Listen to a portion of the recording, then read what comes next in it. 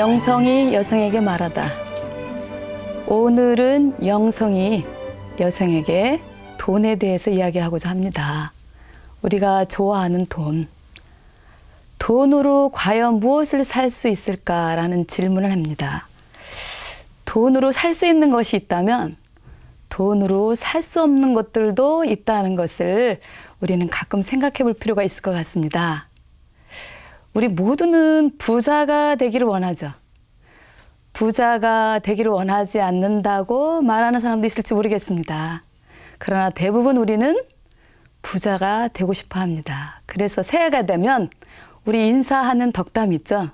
부자 되세요. 대박 부자 되세요. 그런데 이런 이야기를 들으며 왠지 불편하기도 합니다. 대박이란 말도 그렇고 부자라는 말도 그렇습니다. 무엇인가 새롭게 시작하는 아주 중요한 시기에 부자 되세요. 마치 우리 사회가 그 물씬 숭배의 그림자를 보는 듯해서 편하지가 않습니다. 복이라는 게 무엇입니까? 새해 복 많이 받으세요. 복이라는 것. 복이라는 것은 아주 편안하고 만족한 상태를 이야기하죠. 그래서 우리가 기쁘고 풍요로운 그러한 것을 복이라고 합니다. 그런데 우리가 부유하면 과연 그런 기쁘고 편안하고 만족한 상태를 유지할 수 있을까요? 돈으로 모든 것을 다 살 수 있을까요? 돈으로 살 수 없는 것도 있지 않을까요? 우리가 이런 질문을 하면서 여러 가지의 질문하면서 어떠한 문제를 풀어갔으면 좋겠습니다. 우리가 문제를 제기하지 않으면 답도 없죠. 그리고 풀으려고 하지 않으면 길도 없습니다. 그래서 여러 가지 부에 대한 질문으로 여러분들과 함께 하려고 합니다. 일단 첫 번째 질문은 이 세상에서 가장 행복한 사람이 누구이겠습니까? 이 세상에서 가장 행복한 사람 한번 떠올려 보세요. 얼마 전에 모 일간지에서 세계 10개국의 5,200여 명을 모아놓고 조사를 했습니다. 10개국 중에서 9개국은 이 세상에서 가장 행복한 사람을 나라고 했습니다. 아마 나머지 1개국은 어느 나라이겠습니까? 우리나라죠? 우리나라는 누가 가장 행복하다고 대답을 했을까요? 바로 세계 2위의 부자인 마이크로소프트 빌 게이츠 회장을 이 세상에서 가장 행복한 사람으로 압도적으로 지지했다고 합니다. 우리 한국인이요. 왜 빌 게이츠가 행복하다고 생각했을까요? 빌 게이츠가 부자이기 때문에요. 그렇다면 우리나라 사람들은 정말로 물질만을 추구하는 국민인가요? 부자는 다 행복한가요? 한번 각자 질문해 볼 필요가 있을 것 같습니다. 돈으로 행복을 살 수 없다는 것을 우리는 잘 압니다. 또 하나의 또 질문이 있었습니다. 같은 여론조사에서인데요. 가장 불행한 집단은 누구일까? 라는 질문인데요. 우리나라에서 가장 불행한 집단이 나왔습니다. 너무 불행하죠. 바로 가장 불행한 집단은 한국의 50대 여성입니다. 한국의 50대 여성이 10개국 중에서 가장 불행한 집단으로 조사된 것입니다. 여러 통계청의 조사를 바탕으로 해서 왜 한국인의 50대 여성이 불행한가를 보았습니다. 한국인의 50대 여성들. 바로 이 50대 여성들은 언제 태어났습니까? 바로 6.25 전쟁 직후에 태어났고요. 그리고 전통적인 가치관과 급변하는 사회 가치관의 혼란 속에서 그 정점에 바로 50대 여성이 있습니다. 전쟁 이후니까 얼마나 가난했겠습니까? 팍팍하고 아주 어려운 가난한 시절을 보냈습니다. 그리고 좀 커서 학교에 가려고 하니까 남자 형제한테 양보하라고 합니다. 그래서 공부도 제대로 못했습니다. 그래서 어렵게 자라서 결혼을 하니 시부모를 모셔야 됐고 남편이 한 푼 두 푼 모아온 돈을 모아서 자신의 그 못 배운 서름을 자녀에게 물려주지 않기 위해서 학착같이 돈을 모아서 아이들을 키웠습니다. 그리고 아이들에게 혹독하게 공부를 시켰습니다. 그래서 이 아이들은 공부를 엄청 해야 됐고요. 그렇게 혹독하게 공부를 시킨 어머니에게 사회는 또 뭐라고 비판합니까? 치맛바람을 낸다고 비판을 합니다. 그러다가 남편이 어느 정도 직장에서 안정을 찾고 일을 하기 시작하죠. 그래서 조금 생활이 안정이 되려고 하는 순간에 또 뭐가 터졌습니까? 바로 외환 위기, IMF가 터졌습니다. 그래서 생계를 이어가고 등록금을 보태기 위해서 우리 50대 여성들은 또 취업 전선에 뛰어들어냈고요. 취업 전선에 뛰어들어서 일하려고 하니 일자리는 일용직이나 임시직밖에 없었던 거죠. 이렇게 힘들게 자녀들을 교육을 해서 이제 자녀들이 대학을 졸업해서 직장 생활하면서 뭔가 펴보려고 했는데 어떻습니까? 지금 최대의 위기일 수도 있는 청년 실업의 시대가 열린 것입니다. 50대 여성들의 자녀들이 그 취업난에 허덕이는 자녀들과 함께 고통하고 있죠. 그리고 이들은 아직도 부모에게 손을 벌리고 있다는 겁니다.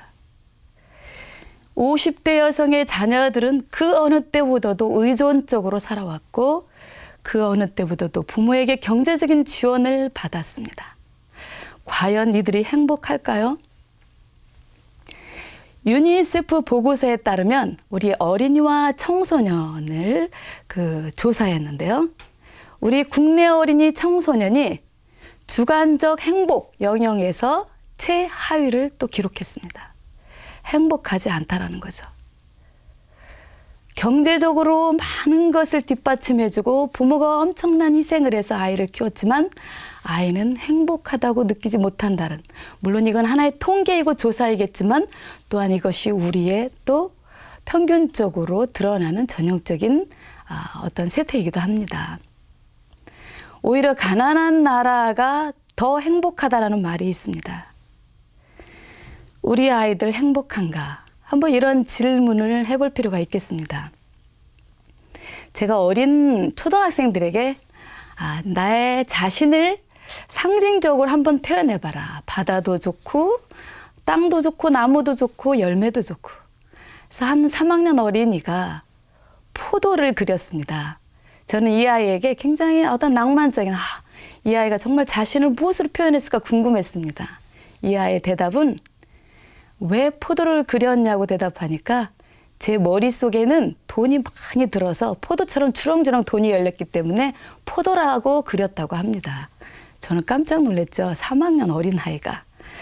그리고 초등학교 5학년 아이가 또 어떤 이야기를 했냐면 벼락을 맞아도 돈으로 벼락 맞는 건 행복하겠다고 이야기를 하는 겁니다.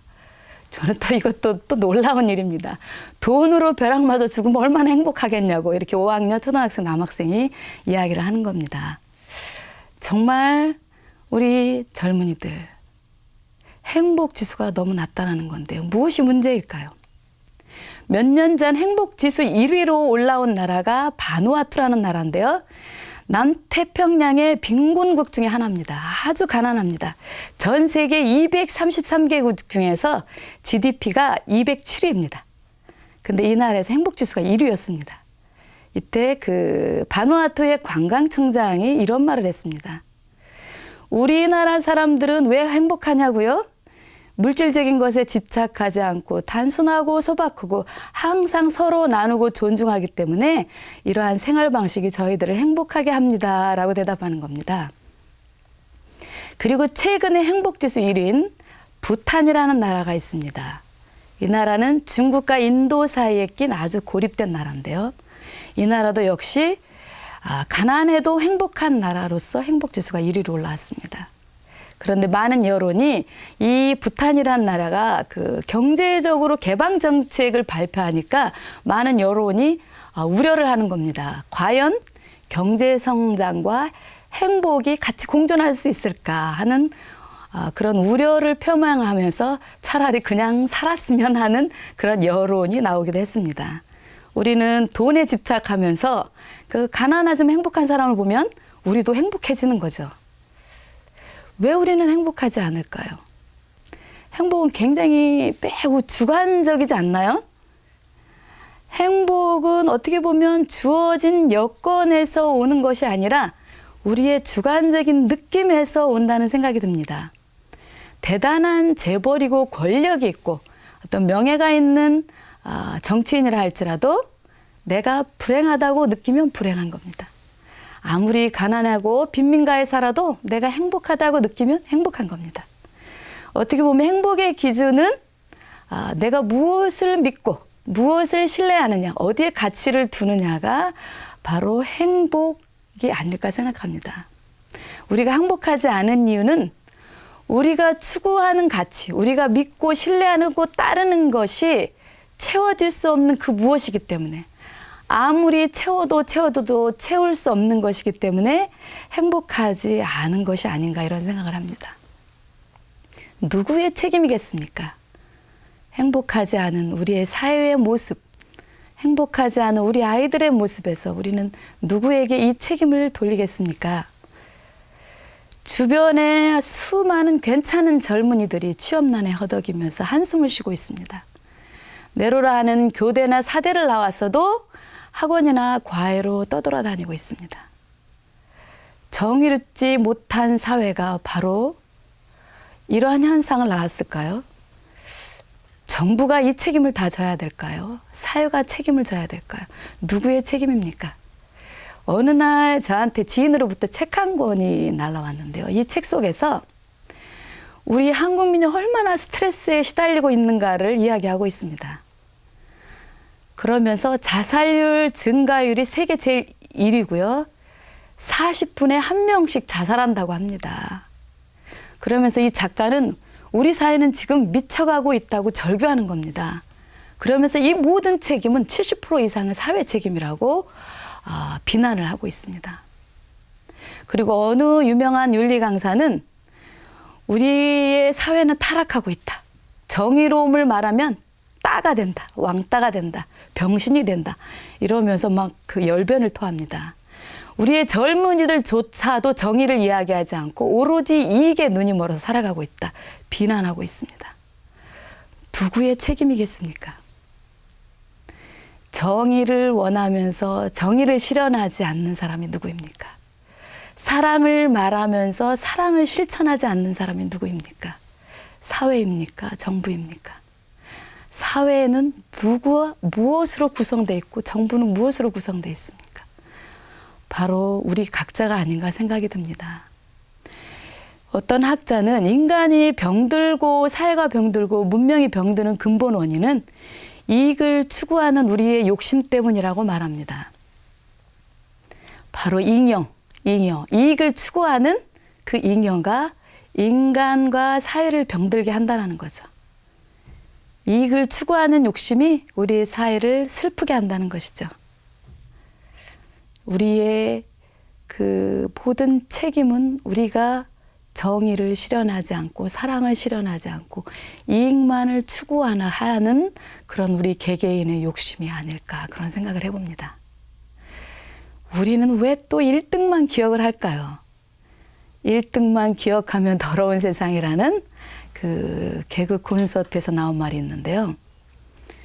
이 말을 들으면 왠지 굉장히 공감이 가고 속이 시원하죠. 1등만 기억하는 더러운 세상. 그런데 1등은 단 한 명입니다.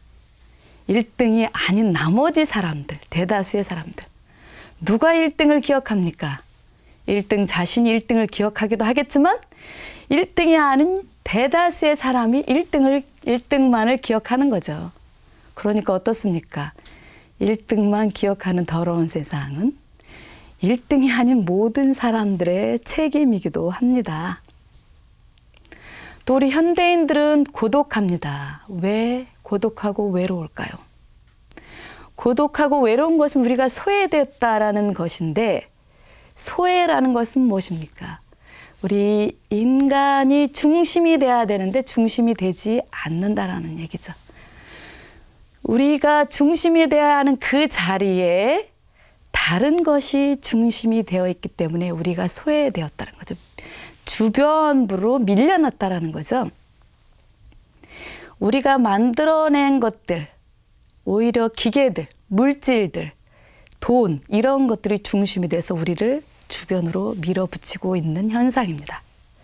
돈이나 물질 이익이 중심이 되고 우리가 중심이 되지 않기 때문에 우리 인간조차도 도구로 사물로 평가되는 거죠. 그러니까 능력이 있어야 그 사람이 인간으로서의 대우를 받는 그러한 시대인 거죠. 그러면 이것을 어떻게 해결해야 되겠습니까? 바로 우리 인간이 다시 중심으로 돌아오는 것밖에 없습니다. 우리 인간이 중심으로 돌아오기 위해서는 우리가 추구하는 가치가 올바른가를 보아야 되겠죠. 그래서 우리가 정말 행복할 수 있는 방법을 찾아야 되겠습니다. 우리가 가난하다고 느끼는 것은 어떠한 물질적인 조건도 같이 가겠지만 우리의 가치가 우선이라고 생각합니다. 그리고 우리는 그 상대적인 빈곤감에 굉장히 많이 시달리는데요. 그건 뭐냐면은 그 평소에는 평온하다가도 어느 순간에 나보다 더 좋은 차를 타고 다니는 사람이 있으면 제가 빈곤하다고 느낍니다. 그 평소에는 굉장히 편안하게 살던 아파트, 우리 동네였는데 베란간에 굉장히 유명 브랜드 회사에서 대단한 아파트를 짓기 시작하면 왠지 저는 가난해지기 시작합니다. 그리고 어느 날 친구가 명품 가방을 들고 오면 그 순간 제가 가난해집니다. 나는 가난하구나, 빈곤하구나. 이러한 느낌은 어떻게 보면 상대적인 빈곤감에서 오지 않는가라는 생각이 듭니다. 제가 어렸을 때는 주변이 가난했죠. 저도 50대가 다 돼가니까 주변에 굉장히 가난한 사람이 많았습니다. 그래서 제가 가난하다는 생각을 안 했습니다. 그래서 학교에서 이런 조사를 해죠. 빈곤층이냐, 중하층이냐, 중상층이냐, 상위층이냐 이런 조사를 하게 되면 저는 주변에 그렇게 부자가 없으니까 상위층이라고 해봤자 조금 집이 괜찮은 집이 상위층이라고 생각을 했고 다 중상층이라고 생각을 했습니다. 근데 가만히 생각해 보니까 굉장히 빈곤한 중하층이나 될 것 같습니다. 왜 그렇습니까? 주변이 다 가난하면 제가 상대적인 박탈감을 느끼지 않기 때문에 가난하다고 느껴지지 않는 것 같습니다. 가난하다. 가난과 부. 물질이 우리를 괴롭히죠. 물질이 우리를 고통스럽게 합니다. 그래서 늘 물질적인 것 안에서 우리의 행복을 찾으려고 합니다. 그러면 우리 교회는 어떻습니까? 우리 교회 안에 우리는 가난과 부를 어떻게 나누고 있습니까? 제가 어느 날 평일 미사를 본당에 갔습니다. 한 아주머니가 기도를 하다가 벼랑간에 사방을 둘러보기 시작했습니다. 그러더니 제 곁으로 다가온 겁니다. 그러면서 저에게 이렇게 묻습니다. 저 수녀님, 오늘도 돈을 내야 되나요? 제가 예? 하고 무슨 질문인지 처음에 못 알아들었습니다. 내용을 들어보니 공사장에서 잠깐 일하다가 잠깐 마음의 평화를 얻기 위해서 평일 미사를 왔는데 순간적으로 오늘도 헌금을 내야 되나? 이것 때문에 불안한 겁니다. 그래서 주변을 살피고 저에게 와서 조심스럽게 물어본 거죠. 그래서 이 아주머니랑 잠깐 이야기를 했습니다. 그러면서 하소연하는 말씀이 돈이 없으면 믿음도 떨어지는 것 같아요 라고 이야기를 했습니다.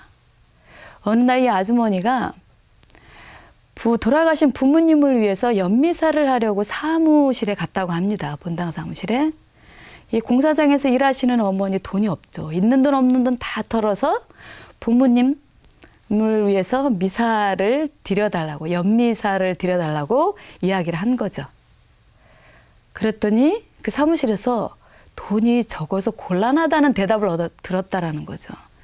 저는 그 이야기를 듣고 굉장히 마음이 슬펐습니다. 혹시 수도원의 그 은인들도 아니면 본당의 그 은인들도 그 금액 순서대로 기도해주고 있지는 않은가 이러한 아주 불안감, 이런 슬픈 마음이 저 안에 가득 채워졌습니다. 오늘날 우리는 과연 교회 안에서 이런 그림자만 있을까? 또 다행히 그렇지는 않습니다.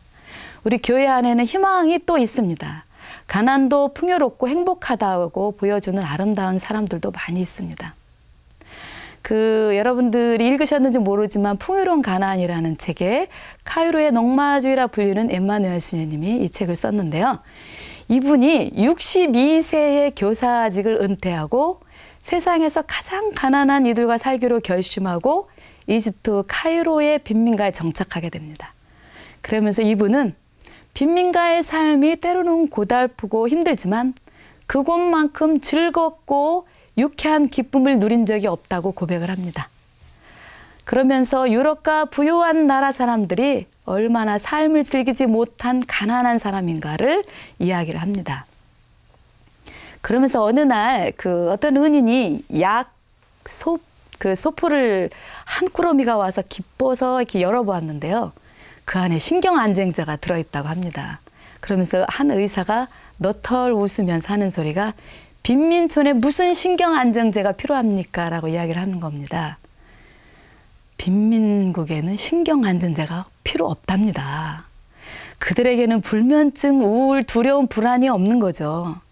부자들은 성공하기 위해서 경제적인 그러한 모든 것을 차지하기 위해서 긴장하고 살아가기 때문에 신경안정제가 필요할지 모르지만 빈민국의 사람들은 그런 게 필요 없다고 합니다. 그러면서 가난한 나라에서의 시간은 관계이고 부유한 나라에서 시간은 돈이라고 이야기를 합니다.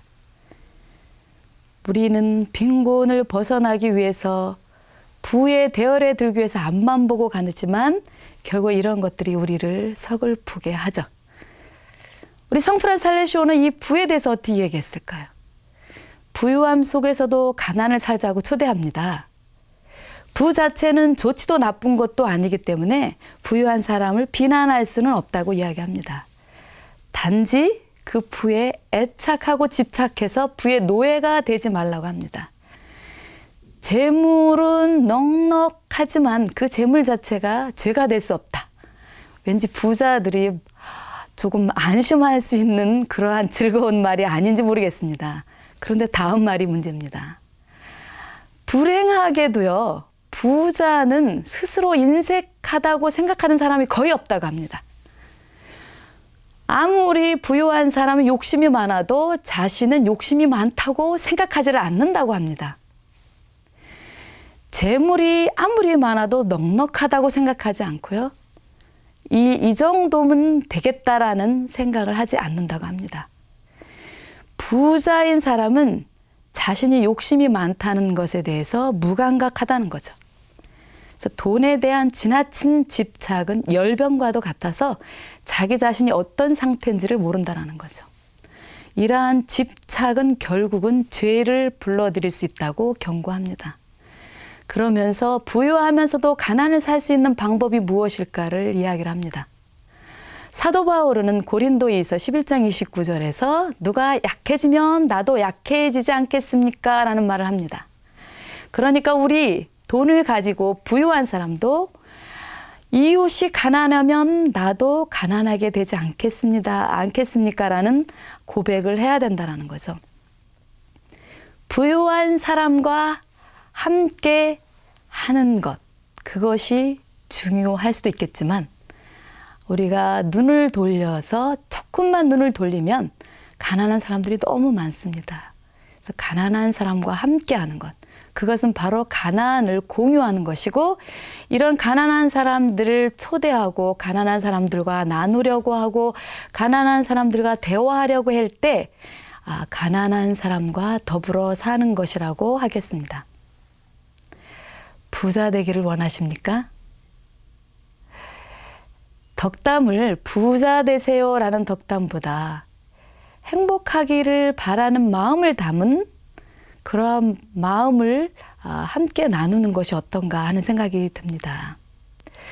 우리가 째째하게 돈이라는 것에 행복을 건다면 얼마나 억울합니까? 돈이라는 물질에 우리 행복을 기댄다면 우리 자신, 우리 인간의 숭고한 가치를 떨어뜨리는 천박함이 아니겠습니까? 그래서 돈으로 살 수 있는 것들로 행복을 보장받을 수도 있겠지만 돈으로 살 수 없는 것들을 빌어주는 그러한 덕, 그것이 더 큰 행복이라고 생각합니다. 그래서 돈으로 무엇을 살 수 없을까를 한번 생각해 보십시오. 돈으로는 멋진 침대를 살 수는 있지만 잠은 살 수가 없습니다. 지식을 살 수 있지만 지혜는 살 수 없습니다. 기름진 음식을 살 수 있지만 식욕은 살 수 없고 보석을 살 수 있지만 아름다움을 살 수 없습니다. 약품을 건강을 위해서 약품이나 어떤 보약을 살 수 있을지 모르지만은 건강을 살 수 없습니다. 십자가를 살 수 있을지 모릅니다. 그러나 예수님은 살 수 없습니다. 교회를 살 수 있을지도 모르겠습니다. 그러나 천국은 살 수 없습니다. 마지막 우리 살레쇼 성인의 말씀으로 마침 기도를 하면서 우리가 빌어야 할 것, 복을 빌어야 할 것들이 무엇인지 한번 생각해 보았으면 좋겠습니다. 주님, 우리가 가지고 가져도 배고픈 것이 재물입니다. 그래서 가질수록 더 가지고 싶은 욕심으로 행복하지 않습니다. 소유하지 않은 것을 가지려 달려가는 우리들의 초조함과 불안, 소유한 것을 잃을까 움켜쥐며 달려가는 우리들의 긴장과 두려움, 이러한 모든 것들 안에서 해방할 수 있도록 도와주소서. 그리고 가지고 있는 것을 애착하지 않고 가지고 있지 않은 것을 욕심부리지 않고 그래서 가난을 사랑하고 가난한 사람과 함께하는 그래서 풍요로운 가난을 즐기며 살 수 있도록 도와주소서. 아멘.